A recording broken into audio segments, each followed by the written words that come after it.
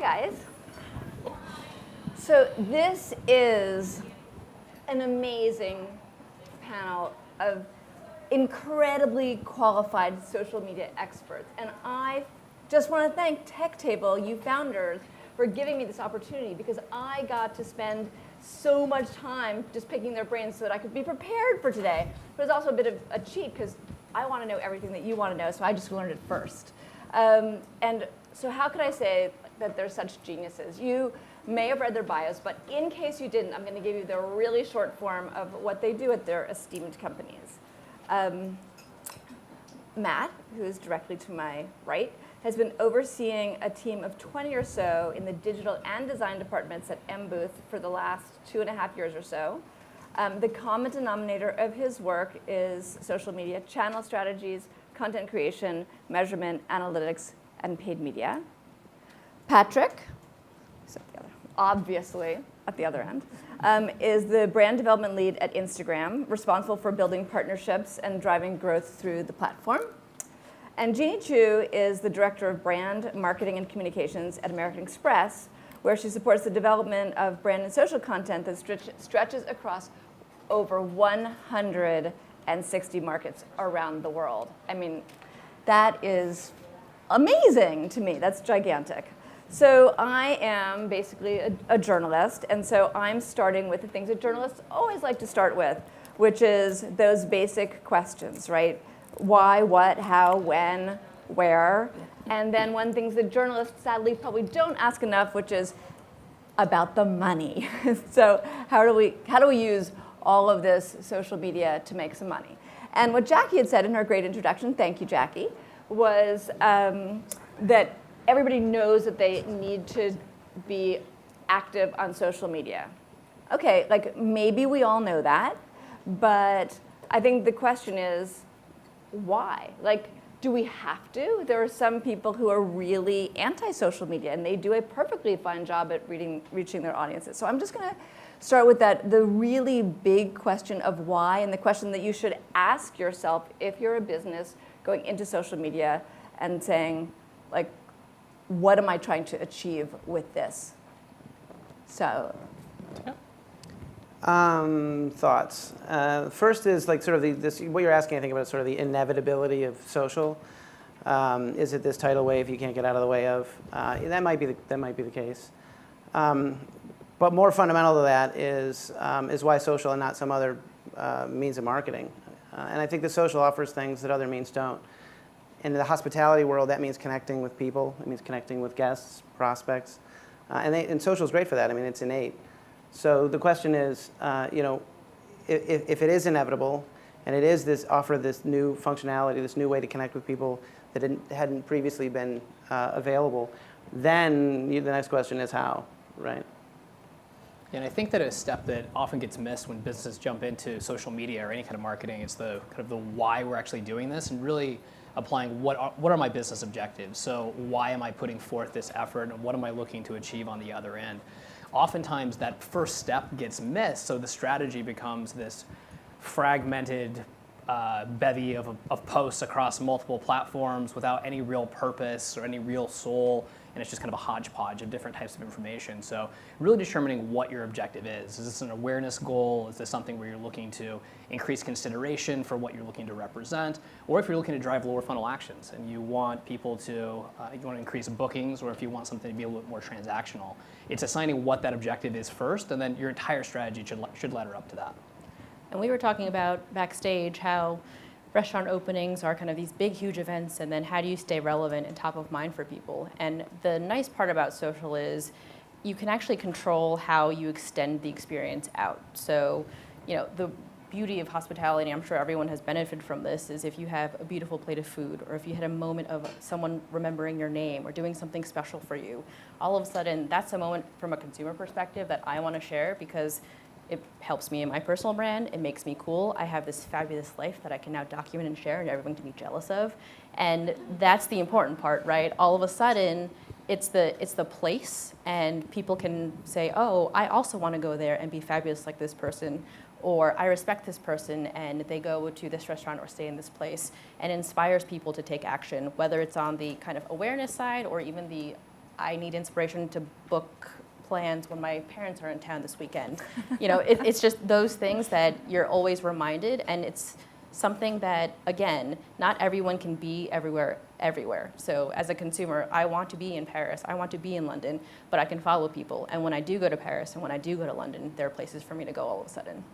I think one of the things that Patrick brought up, which is really interesting, and we can talk about a little bit more, is, how does it play into your larger strategy? And then how do you develop a social strategy, right? Because it's one thing to document the beautiful way of life, and it's one thing to know that you have to do this to stay relevant.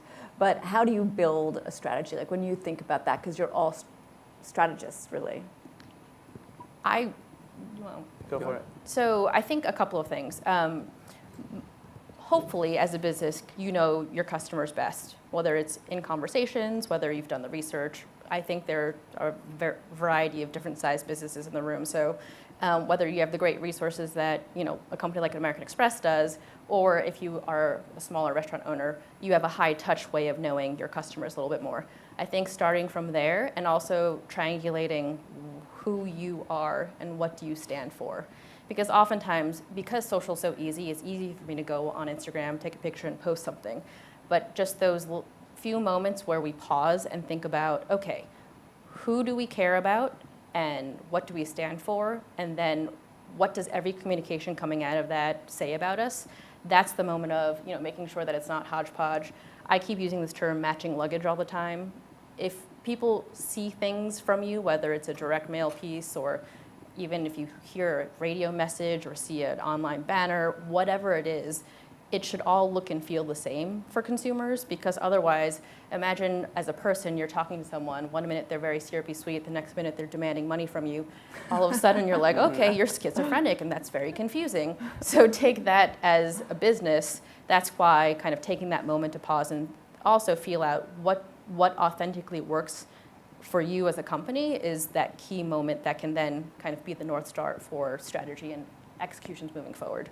This is kind of diving into the how a little bit more too, but all of these platforms, whether it be Facebook, Instagram, Twitter, there's two different flavors of people that you're going to reach on any of the platforms. One of which is going to be organic. So these are the people that really, really love you, and they love you so much that they've taken time out of their day in order to say that I'm going to fan you, or I'm going to follow you, or I'm going to connect myself to your business. And then they want to hear from you on a regular basis, and they want to see things that are happening from your restaurant, and that's where your point of view really comes in. But from an organic standpoint, you're going to be reaching the same people over and over again. These are kind of your biggest fans, and they love you, and hopefully you're going to be able to provide them with content that will keep them coming back. From a paid perspective, it represents an area of opportunity where these are the tools you can use to really reach people beyond your current fan base. So really leveraging what you have, building awareness for your business, kind of increasing bookings if you have excess inventory, really driving business objectives outside of what you're doing from a social perspective. Social is making sure you're providing this really great content. So if content is king in this scenario, like distribution would be queen, and the queen kind of like rules the house, and that's really more of a paid strategy than it would be kind of what you're going to achieve from an organic basis. Yeah, the only thing I would add is that I really like what does your brand stand for? I think is what you're getting at, and often what a brand stands for is not exactly the same thing as what it's selling. Right, like we work with a lot of different brands where they might sell. We do a lot of work in the wine and spirits world. People are very passionate, as you guys know, about what they drink. So the instinct is to, in social, post lots of pictures, lots of bottle shots, and those always perform really, really well on social because it's what people expect to see from you, and they love you. So those are going to get a lot of likes and a lot of shares. But a lot of these companies stand for lots of other things, lots of other types of lifestyle attributes. So the recommendation we often make is, while the bottle shots might do really, really well, don't let that distract you from other things that you stand for. And they might not get quite as many likes, but that's part of your brand story. So don't go away from that. And then when you start thinking about organic versus paid, if your brand stands for more than the product, some type of an experience, some type of an adventure, you can target that way, right? You can go find people that might not be brand advocates. They might not even drink. At least not now, but you can use the targeting tools to go find them.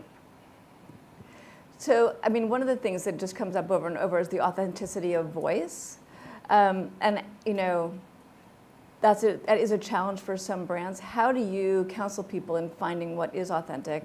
And then I think you had also talked, Matt, about how you don't, every chapter of the book is not a climax, and how, modulating is important, and how more than one thing can be authentic.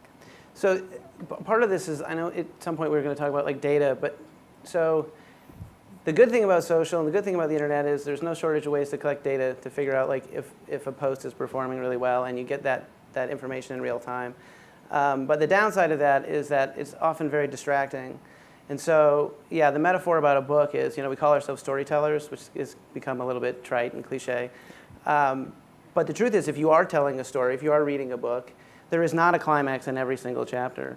So figure out, like, what are the chapters to that book, and just to be hyper-specific about this. So, like, let's say for my channel, I want 4 pieces of content. I want to do product stuff, I want to do customer stuff, I want to do some lifestyle posts, and I want to do some thought leadership stuff. Like, and is that what you would consider like a typical and smart mix as you lay that out? Yeah, I mean, it depends on the brand, but yeah, I mean, that's pretty common for us. And then we'll say, okay, for the next quarter, we're going to try and be like really methodical about publishing content that falls into those buckets, and we're going to create a content mix and try and put percentages against those. And if you deviate from that a little bit, it's not that big a deal. And then we'll get to the end of the quarter, and we'll say these posts performed well, and these posts didn't perform well, and then we'll make assessments about like, okay, do we throw these out? Do we adjust them? Here, I'll give you one anecdote. Like, we had one client where we did basically that. We got to the end of the quarter, we looked back, and the customer posts were doing poorly, which was odd. We thought, we're celebrating our customers. That seems like something that would be so like perfect brand marketing. We decided we didn't want to throw out the customer post, even though they were underperforming all the other ones. It really basically meant we had to pivot. We had to say that the way that we were presenting these posts was that they were too specific. They're too specific to that person. They were too specific to that industry. So we needed to sort of make them more evergreen. The posts are performing better now. They are not doing as well as these like fun lifestyle-y GIFs that we do that always, they always garner more likes. But they're telling a part of the story that connects closer to the brand, it connects closer to the value prop, and you don't ever want to get rid of those things. Right, so this is such an interesting point about data, right?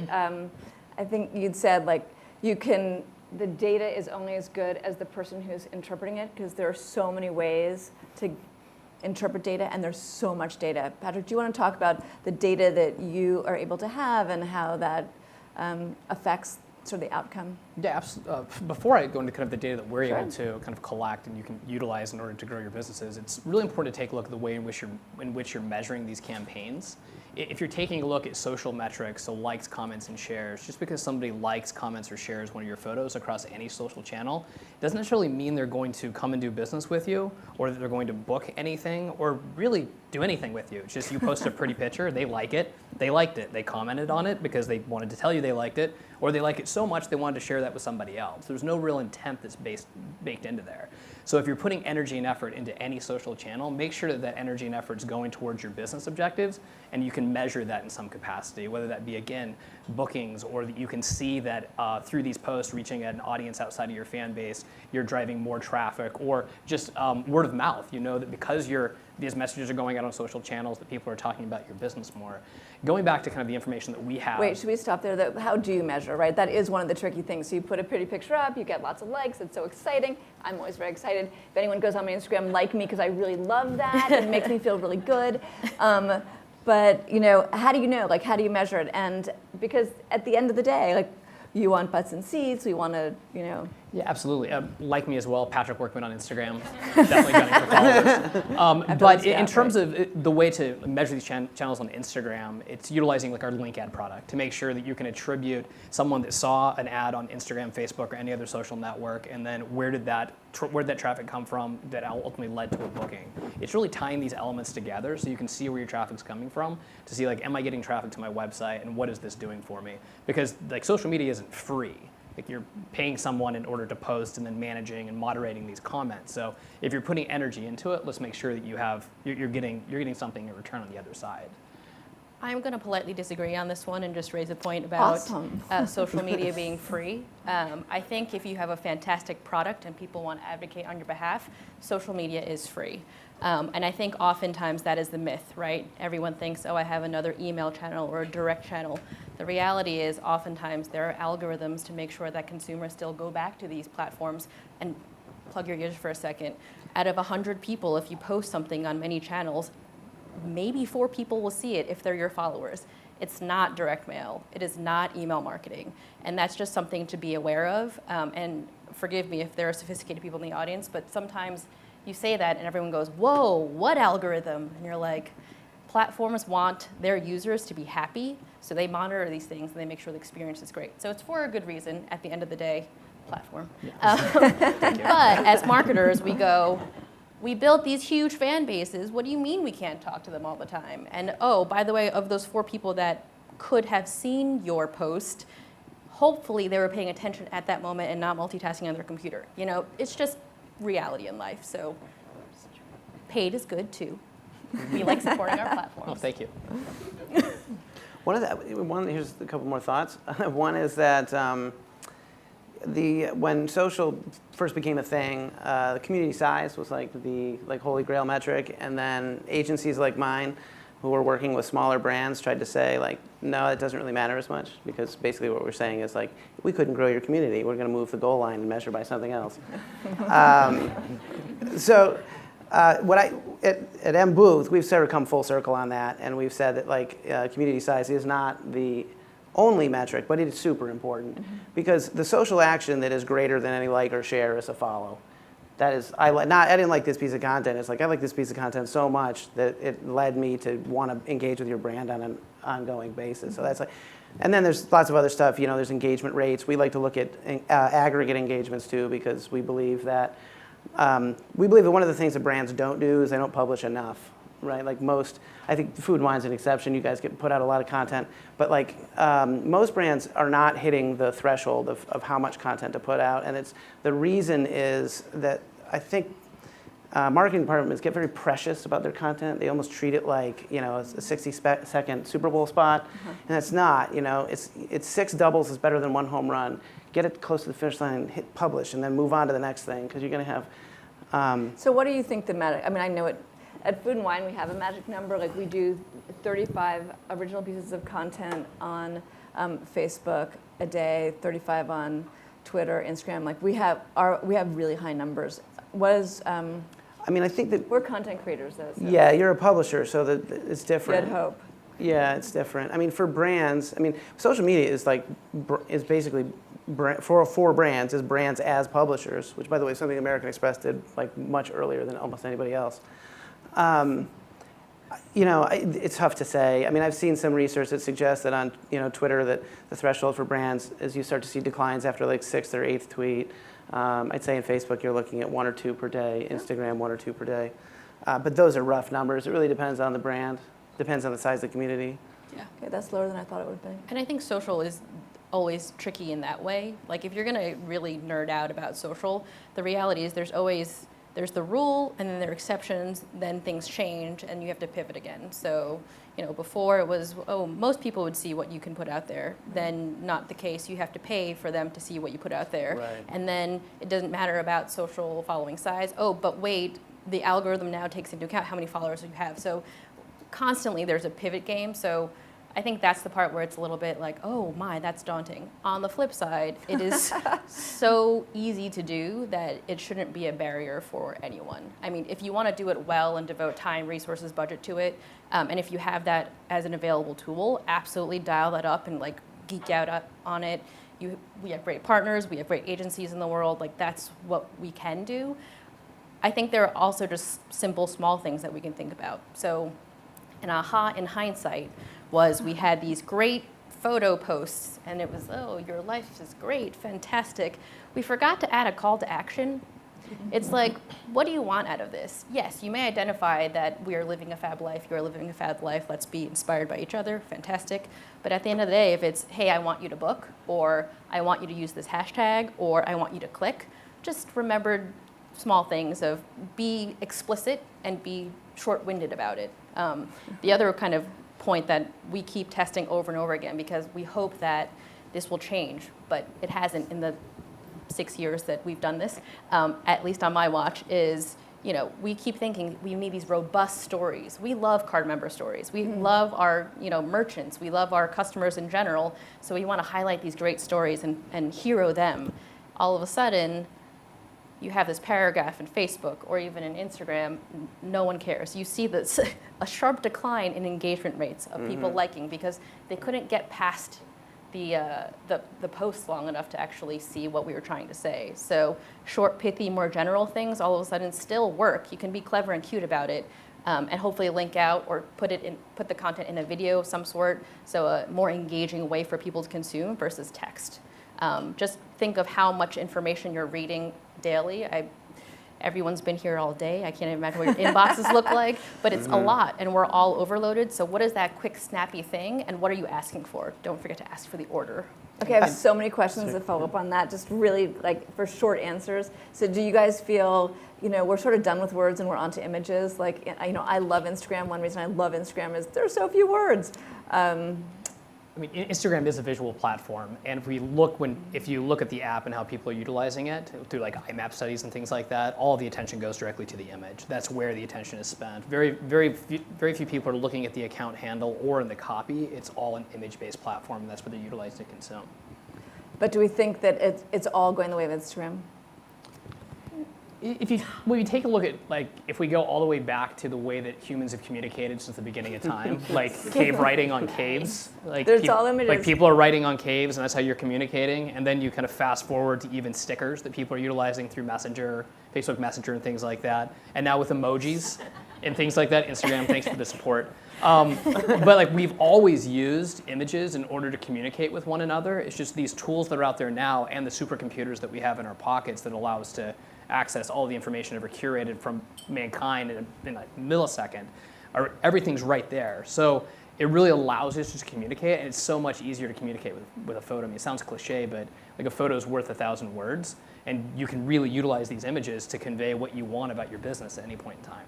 Yeah, there's a part. Oh, sorry. No, there's a part which is you can either say it or show, right? And I think everyone in this industry, because you have such close relationships with your customers, you can say, oh, we are fine dining and we are very high class, or you can, in every moment, whether it's the plate, whether it's service, whether it's quality of food, you can show. So I think that's the other part of it, where there is a show me and therefore can lead to a point of connection and identifying, which makes it more powerful.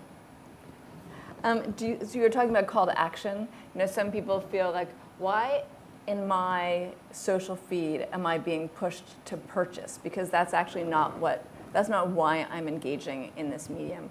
Do you have, but you were saying, you should include your call to action. So, Matt, what do you think about that? All right, I have an anecdote. Brand that we were working with did a little A/B test where they had exact same images. Then the social copy was exactly the same, except for on one of them they had a very prescriptive CTA where it would be and then it would be a link. It would be learn more, : click here, : and they served those to audiences that they believed were scientifically similar. And the ones that did not have the CTA actually outperformed the ones that did. And I think that you do need to be very deliberate and very prescriptive about what it is you want people to do. But I do think we're at a phase of social where people get it. If there's a link in the post, they're like, oh, that's to be clicked on, right? You save those characters. Or, if there's a hashtag there, it's like, okay, the reason that's there is because I want to learn about other people that are having similar experiences or learning about similar things. It's almost like we've reached a point of social where, I guess, so on one hand, yes, be prescriptive. On the other hand, don't treat your followers like dummies. Right. I think this goes to 2 points. One is speed of change, because what is appropriate on social changes so much, as you were saying, Jeannie. Yesterday it was one thing, tomorrow it's another thing. I'm curious, and so yesterday maybe it was fine to have a call to action because people didn't know what to do, but today they're like, I'm not an idiot, I know, what that means. Can I just clarify call to action really quickly? I think call to action for some people means, at least in my world, apply now. Right. which is not necessarily what I mean by call to action. So things like if you hashtag and mirror behavior that you want someone to take on, that to me is a call to action. If you say, you know, with this many likes, we will unlock this content, like, that to me is a call to action, not just, you know, buy my product now. So when I specifically say ask for the order, because at the end of the day, going back to your objectives, you're not actually going to be able to measure what your objective is if you don't kind of breadcrumb things out. So if you want to say, okay, I need something measurable, put an offer that's trackable. Like, that's something you can do to try and get a sense of, is this content working for you in some way, shape, or form? Because at the end of the day, there's no kind of direct correlation that you can say, oh, with each post, I got this many people into, like, through the door. And I think that's the challenge with social. It's, you kind of have to believe it. And even the measurement, I mean, we're laughing because it's like measury. You hope search goes up, you know, but is one post to 5 people going to be enough to really surge those numbers? You know, you want people to click through to another website. Okay, great, we've driven this much traffic. It's just, there's gonna have to be some things that you wanna measure as a company to show someone who's demanding your accountability for a budget that, you know, you've moved progress. And for a brand to not do that, I think would be more of a challenge. And that comes from a client internal standpoint. If it's kind of perform in they liked it, they shared it, that's great. But as a business, I can't necessarily say, hey, I got 1,000 more likes than before. We did great. And just going to piggyback on this content piece really quickly, because the hospitality industry is sitting on this treasure chest of amazing content that people that are coming to your establishments are actually posting on your behalf. And they're checking in and they're telling their friends, family, and followers how much they enjoy or dislike the experience that they've had in your restaurants. And there's so much of this is happening. And every time one of these actions occurs, if you're able to reach out to these individuals on any one of these platforms and thank them for your business, I mean, imagine the social currency that you're offering these human beings that are sitting in your restaurants or at your hotel at any point in time. It's really important. I think that like that piece of this entire strategy gets missed oftentimes. But these are the people that are coming to your restaurants. They are taking it upon themselves to share their wonderful experiences. So anything you can do to appreciate them, whether it be commenting on it, retweeting them, whatever the case may be, it's really important. I think that you were also talking about creating a box where you find those people like they're. Do you want to talk about that a little bit? Yeah, sure. Yeah, Patrick teed it up for me. Thanks, Patrick. No, I mean, one of the things that we do, like, this is so simple, but it, brands rarely do it, is that the customer servicing or giving a little social love to the people that are giving you love on social is not an exercise in democracy, right? It's figuring out, of those who have given you some love, who of those have the biggest megaphone. So this little box that we created, it could not be simpler. It's basically like anybody, on one axis you say how many times a person has interacted with your brand and social over a given time frame, and then on the other axis is their level of influence as measured by whatever you deem to be important, number of followers, clout score, something like that. So then you create 4 boxes. So you got one quadrant is not influential, don't interact with your brand. Okay, don't worry about those guys. The box that you need, and then there's one that's highly influential and interacting with you guys a lot. You got to show them some love. Just make sure you don't screw that up. The box to focus on, obviously, is the folks that are highly influential and they've interacted with you once or maybe twice. It's okay. It's almost like a soft lead. Somebody has given you cracked the door open for you to go say hi to them. And if you don't do that, it's like low-hanging fruit that's just waiting for you. And it's funny, we see that happen all the time. So we don't have much time left before we open up for questions. But in terms of people on social, brands on social, restaurants on social that you've seen do it really well, like you're just completely impressed, who impresses you? Some of my favorite brands are really like apparel and lifestyle brands. So Filson, I think, does an amazing job. Herschel Supply has an amazing Instagram account where they're aggregating photos from the community and then they're sharing those. So going back to kind of social currency, what better kind of highlight where this person took an amazing photo of themselves wearing this backpack or wearing this jacket, and then you're featuring that to your account that has millions of followers. Yeah.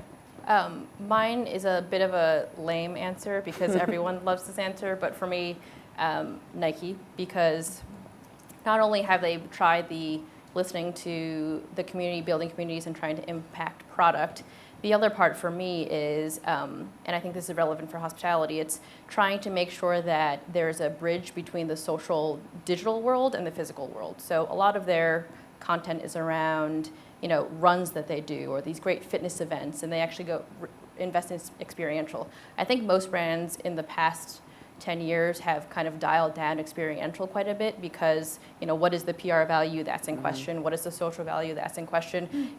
Per person, it's $2,000 to run this event, et cetera, et cetera, et cetera. And now with social, there's a way for us to amplify and kind of bring those things back together. So I think Nike does a really good job, even globally, to kind of putting events in place, encouraging a lifestyle, and then showing that the products themselves can be used in that lifestyle. That's great. So we thought about this earlier. The one that I like is Airbnb. I wanted to try and find something that was hospitality specific. And here's why. I like brands that have a strategy that taps into like sort of a deeper meaning. Social is great in that it's very pragmatic medium, right? You can have a very frank conversation with your followers in a very cognitive way, but it also can work like advertising, or things that you can tap into sort of subliminal reasons why people like something, why someone has a passion for something, why they buy one thing over another. People buy Nike often because of something that's very subliminal. They want to be cool, they want to be as athletic as the athletes that wear the swoosh. The way Airbnb is going with this like mankind messaging, which I think is really cool because, yes, Airbnb is an awesome way to find a place to stay that you wouldn't have otherwise found. But the wanderlust that wants to travel the world and find these little pockets of things that people have never found, they want to be able to tap into the sharing economy in a way that feels very like utopian.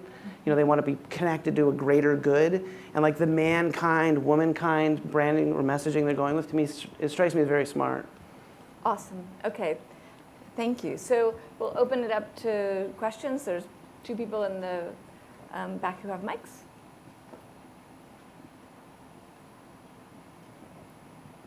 Down in front. Yeah. I have a question, yes. So, Danny Meyer might be somewhere in here. I like Shake Shack.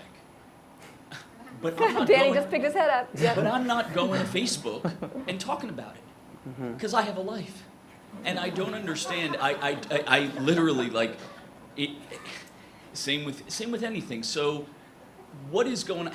Why people are never, unless I'm totally have no idea what's going on. People are never going to follow a brand like they follow a sports team or like they love a musician. So what's going on here? Yeah. Well, if you take a look at the Shake Shack account, for an example, there are tens of thousands of people that are following that account, and they're experiencing burgers and shakes and just wonderful goodness on a regular basis. So like, I would actually challenge the fact that no one's following these brands. Well, there goes, boom goes the dynamite. So yeah. So in that instance, because these are things people want to experience, and on these platforms that are interest-based, if people want to look at pictures of food, that's what they want to consume through their feed. Other people may want to look at cars. These feed-based environments, whether it be Instagram or Facebook, they've essentially become the new interest-based magazines. So rather than have a road and track or kind of food and wine, people are utilizing these other platforms to consume all this information. So it's just how can you relate with content that's going to be relevant so that Danny's able to keep his fan base at Shake Shack, keep coming back for more. If his strategy focused on not sharing things about food or kind of what his restaurant represents, people would then drop off because they're interested in looking at great pieces of food. I have an interesting, another one. Sorry to interrupt you, Jane. No, go. Almost more important than the question that you're asking, I think, is who is following you, right? So here's an example in the luxury space. So if anybody that in here works in like for like a hotel brand or a destination that's expensive, if you look at the people that are following you and taking social actions or interacting with your brand, they are very often similar to the automotive space. If you look in the automotive space, if you look at the most popular brands on social, the ones that really crush, they are all expensive. They are all in the luxury category. They're liked and shared by people that can't afford to buy the product. So what good, I mean, is that good or not? I mean, I would argue that, yeah, it is, because it puts that brand up on a pedestal so that people can consume it. But this, with the social strategy, has to be very different. It's like, do we just continue to make this like a reach brand, or are we gonna try and push it down the funnel? And I don't have a good answer to that. And your question made me smile a bit, because I'm like, clearly we're of the same age range, my friend. But I work in social, I've worked in social for quite a while. If you look at my Twitter account, not that exists, Instagram, etc., I'm not very active. I'm barely active. And that's because I grew up in an age where I remember what dial-up sounded like, and I know too much. I know the analytics, I know what's watching, etc. But there is a generation of, you can't even call them kids anymore, because they're of a higher income now, where up to this point in time, you don't have to be in social. You don't have to be kind of interacting in the way that people are consuming kind of messages and content and media in general, because we existed. We were like, oh, you're lame. Why are you on Facebook? Go meet your friends in person. But the reality is, there's now a generation where, here's a quick anecdote, a friend's daughter broke up with someone. When you're 12, I don't know how you break up with someone, but she broke up with him. And at the end of the day, she went out and partied with her friends, took pictures. Like, she pulled a Kate Middleton / Taylor Swift. She won on social media in the breakup because she had a more fab time and wasn't sad afterwards. And I looked at her and I said, well, you're 12, A, can you really have deep emotions about this? And B, you don't seem upset. And she's like, that's me winning. And I'm like, oh, okay, that's different. So this is a generation we're talking about, right? This is also a generation that we need to, while we still exist, the revenue will still come in, but the question is, how do you solve for the future? And we always talked about it as the far future. It's actually the near future now. Like, if we can't talk to this like age of quote unquote millennials in the way that everyone is so connected, we're definitely missing a trick.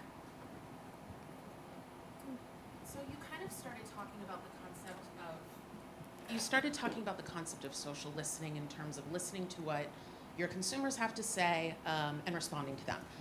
I know that from a corporate major, maybe a large restaurant group mentality, there is this capability of monitoring and really listening to the social web, whether you're using platforms like Radiant6 or Meltwater, so on and so forth. Number one, I want to hear if specifically at nBooth you have smaller business clients that are actually, they care about listening just as much as they do pushing out their own content. And in addition to listening to consumers, what other conversations should we be paying attention to? Okay, so the first part of that is is about the tools.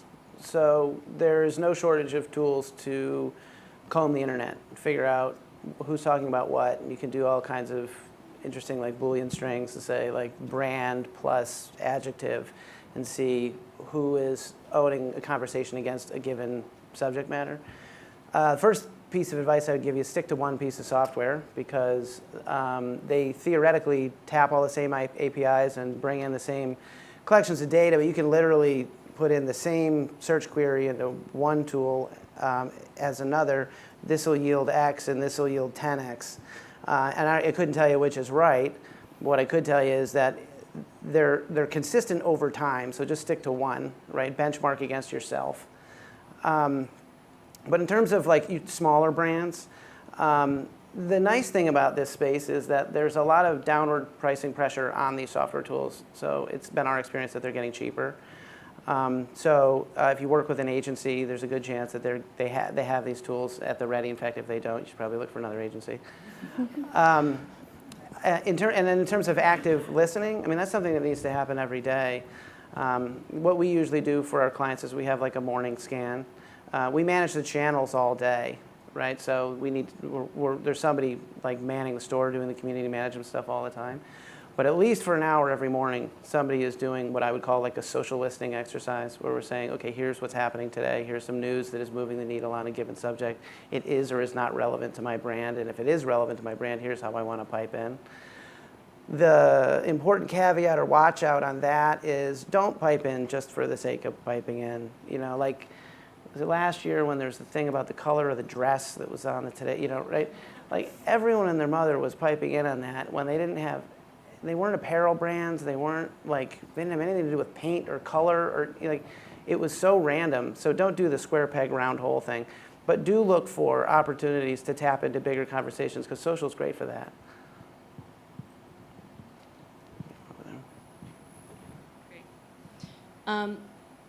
So this is a question about launching. If a brand is starting on Instagram or starting on a social media platform, can you talk through a typical launch program and what happens in the first month? Yeah, absolutely. Again, it all starts back with asking the why. Like, what is the objective and why are we entering into this channel? And then once that objective has been kind of established, then it's a matter of determining what's the best way in order to go about doing this. That could be reaching out to your current customers, let them know that this is a social channel, and then giving them a reason in order to follow, so you have kind of this initial organic growth that you'll achieve. Or it could be just going out and using paid tools in order to reach a new audience of people that didn't know you existed before. It's starting off that objective piece. I know on Instagram, when business asks us the question, like, how do we get started? We typically ask them to form, well, why are you in the channel to begin with? What is your unique point of view, and what do you want to share with your audience, both fans and kind of people that you want to become fans? Once you have that established, what type of content can you feed to the community in order to make sure that they're going to care about what you have? And then make sure that you have some posts there that are going to be relevant to that brand. When you have a posting strategy, make sure it all ladders back to that point of view that you're looking to establish. Anytime you stray away from that, you tend to get mixed results, and people are going to unfollow you, and it's just not the experience. If you're a restaurant, post pictures of food or the events that are happening at your restaurant. As much as you think people would care about the charity softball game that your staff was playing in, they really don't. They want to look at pictures of your restaurant, your food, and kind of what's happening within your restaurant. And I would say don't forget about your friends, kind of following each other, kind of making sure people are plugging each other,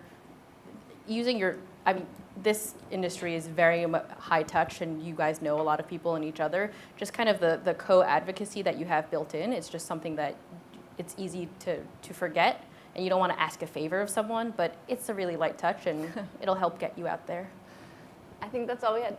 Sorry, it's all we had time for. But thank you very much. You guys were amazing panelists.